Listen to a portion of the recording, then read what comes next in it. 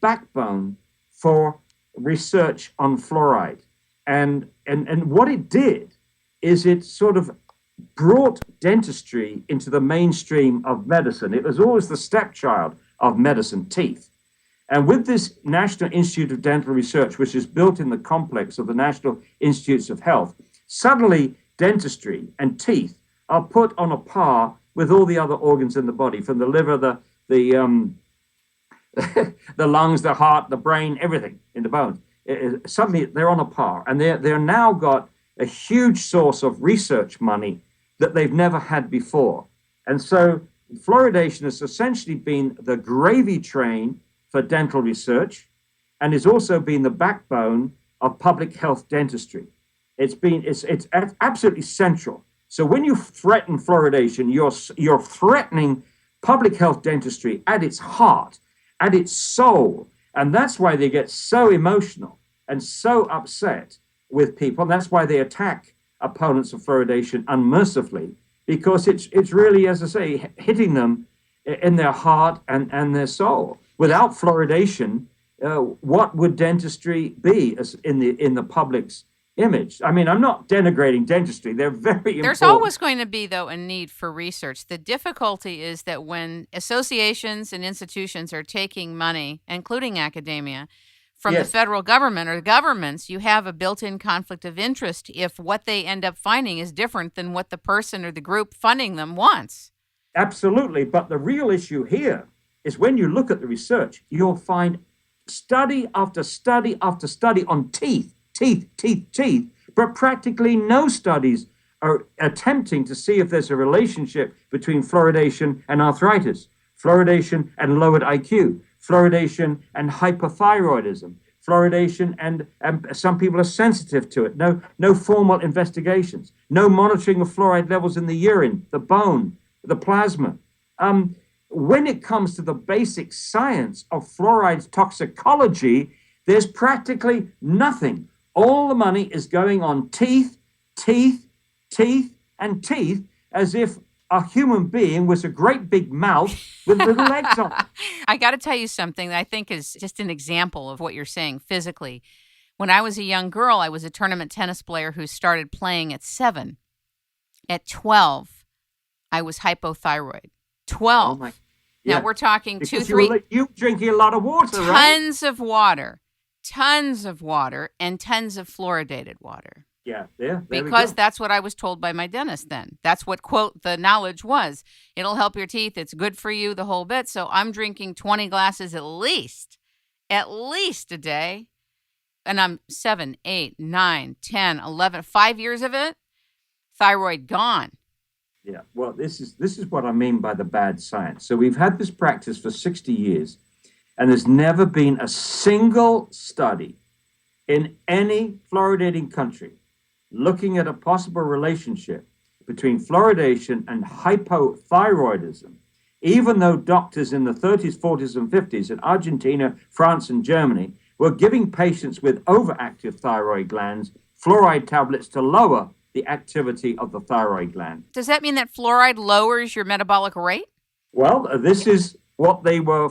Yes, it would have been for somebody who's hypothyroid. And there's always been an issue of whether this was just fluoride did this to hypothyroid patients. Would it lower the activity of a normal person, the thyroid function? Well, we have between 20 and 40 million Americans with hypothyroidism. Why? Obviously there are people who are not getting enough iodine, they're borderline iodine intake. Correct. But they're not looking to see if fluoride is playing any role in this. And this is absolutely unscientific and irresponsible. And look at the other thing that I'm most concerned about, which may be related to lower thyroid function, and that is the lowering of IQ in children. Talk about that. Okay, we have the first animal study was done in 1995 by Phyllis Mullenix, and she showed that fluoride interfered with the behavior of rats with a very sophisticated system. And as soon as that was published, she was fired. She was fired from the Forsyth Dental Center and told that her work was no longer relevant to dentistry. Amazing, but true. And she predicted in that paper that this might mean a lowering of IQ in children where the fluoride was accumulating in the brain, the parts of the brain, and so on. And sure enough, the next year in China, a study came out that fluoride was associated with lowering of IQ, that children with more dental fluorosis had lower IQ, and so on. And then a study the next year, 1996, also showed a lowering of IQ. And now in total, we've got 24 studies showing this lowering of IQ, most of them from China. Many of them we've translated from the Chinese, we had translated, and also a study from Iran, India, and Mexico, and another study from Mexico implicating a change to a child's mental development. Anyway, the study, and of course, they use their usual approach. Oh, these are high levels, and you can't trust the Chinese, blah, blah, blah. Anyway, the study that most intrigued me was the study by Zhang in 2003. And I actually went to China at the invitation of Zhang. He works for the Center of Disease Control in China. So ironically, the Center of Disease Control in China is trying to get fluoride out of the water, and the Center of Disease Control in the United States is trying to put it in.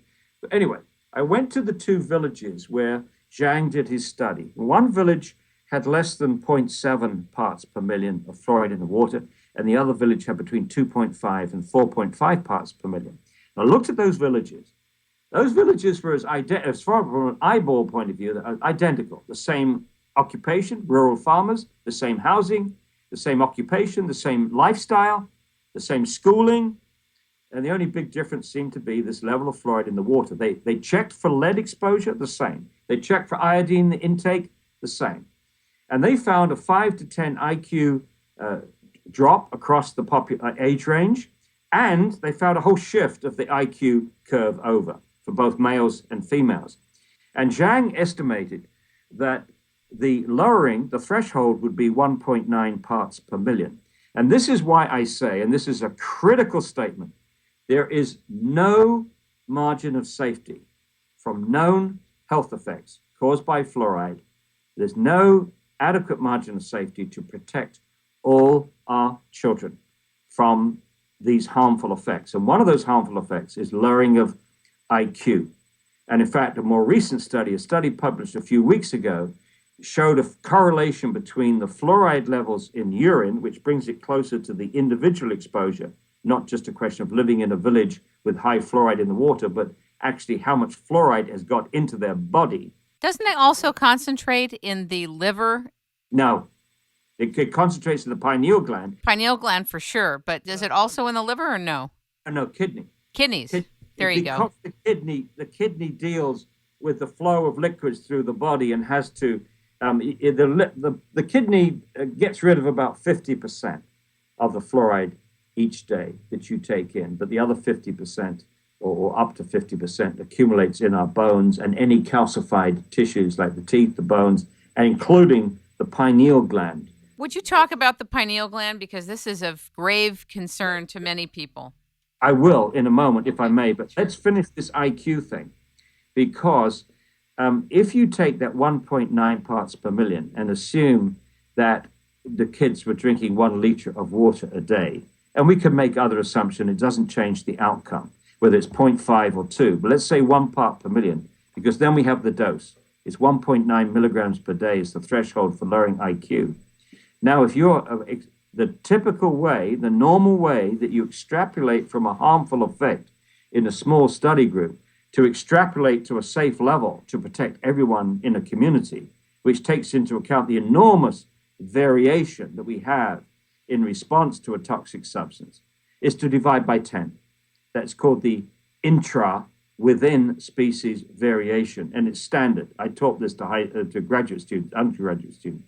So you divide by 10. So you divide 1.9 milligrams per day by 10, and therefore the safe dose to protect all American children from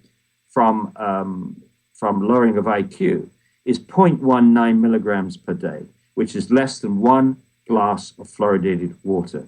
Therefore, fluoridation should end tomorrow, period. If we had an honest EPA, that's what would happen. But we have politics. The powerful politics is operating on the EPA water division to protect the water fluoridation